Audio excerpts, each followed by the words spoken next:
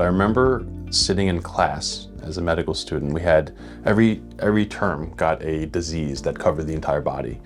And our disease was diabetes. And one of the first things the teacher said to us was, there's no cure for diabetes. It's one of our worst diseases out there and we have no cure for it. And I thought to myself, well, that's terrible. We should have a cure for this.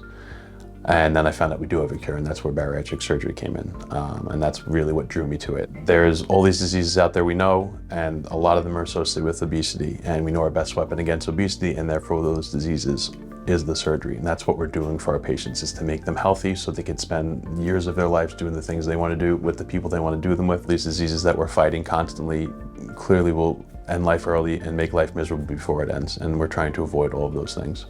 Most surgeons like to have instant gratification. We see the patients, we have a problem, we fix the problem, we move on to the next problem.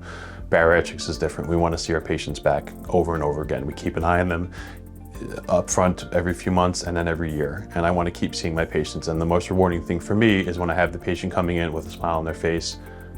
Thanks, doc, you changed my life. Thanks, doc, I'm having a great time playing with my kids. Thanks, doc, you gave me more years. That's what I want every time across the board. We want patients to come back. We want to have a lifelong relationship with all of our patients. It's very different from regular surgery.